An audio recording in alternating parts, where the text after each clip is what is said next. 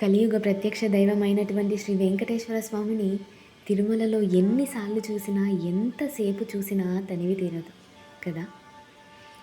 ఆయన గడ్డంకి పెట్టిన ఆ పచ్చ కర్పూరం ఆయన యొక్క అందాన్నే పెంచేసిందేమో అనిపిస్తూ ఉంటుంది నాకు. మీకు అలానే అనిపిస్తుంది కదా! ఈ పచ్చ కర్పూరాన్ని మొదట ఎవరు పెట్టారు, దేనికోసం పెట్టారు అన్న విషయం ఈరోజు మనం కథలో తెలుసుకుందాం.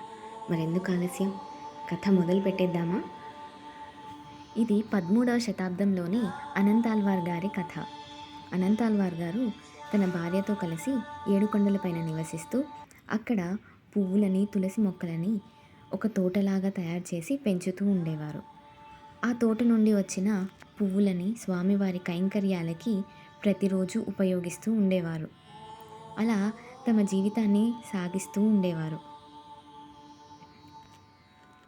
క్రమక్రమంగా రోజులు గడిచాయి. వేసవికాలం వచ్చేసింది.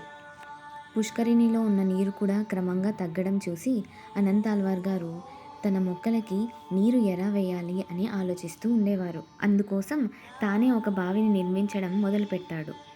ఆ బావిని తవ్వుతూ దాని నుండి వచ్చిన మన్నుని దూరంగా పడవేసి రమ్మని చెప్పి తన భార్యకి చెప్తాడు. ఆవిడ గర్భవతి, పైగా అది వేసవి కాలం కావడంతో ఆవిడ మెల్లిగా దూరంగా పడవేసి వస్తూ ఉండేవారు. ఇదంతా గమనించిన ఒక చిన్న బాలుడు, అమ్మ మీరు కూర్చోండి, ఆ మన్నుని నేను దూరంగా వెళ్ళి పడవేసి వస్తాను అని చెప్పి ఆవిడ దగ్గర నుంచి తీసుకొని వెళ్ళి పడేస్తూ వచ్చేవాడు. తన భార్య ఇంత త్వరగా మట్టిని ఎలా మోస్తుంది అని అనుకున్న అనంతాల్వార్ గారు చూస్తే ఒక చిన్న పిల్లవాడు కనిపిస్తాడు. ఆ అబ్బాయిని అనంతాల్వార్ గారు ఎవరు నువ్వు అని అడుగుతాడు. అప్పుడు ఆ అబ్బాయి పలకకుండా దూరంగా పరిగెడతాడు. దాంతో అనంతాల్వార్ గారికి కోపం వచ్చి తన చేతిలో ఉన్న గుణపాన్ని విసురుతాడు. అది ఆ అబ్బాయి గడ్డంకి తగులుతుంది. ఆ అబ్బాయి పరుగున పరిగెడుతూ గర్భాలయంలోకి వెళ్ళిపోతాడు.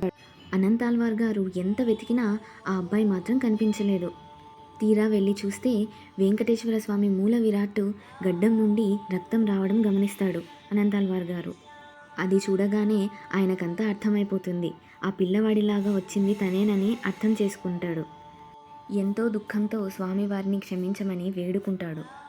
పక్కనే ఉన్న పచ్చకర్పూరం ముద్దను తీసి స్వామివారి గడ్డానికి అమరుస్తాడు. అప్పుడు రక్తం రావడం ఆగిపోతుంది. అలా అప్పటి నుండి స్వామివారి గడ్డంకి ఆ పచ్చకర్పూరం పెడుతూ వస్తున్నారు. అనంతాల్వార్ గారు విసిరిన ఆ గుణపం ఇప్పటికీ మనం గుళ్ళో చూడొచ్చు. మీలో ఎంతమంది ఆ గుణపాన్ని చూశారు? కమెంట్ చేయండి. ఒకవేళ చూడని వారు నెక్స్ట్ టైం గుడికి వెళ్ళినప్పుడు ఖచ్చితంగా చూడండి. నమో వెంకటేశాయ.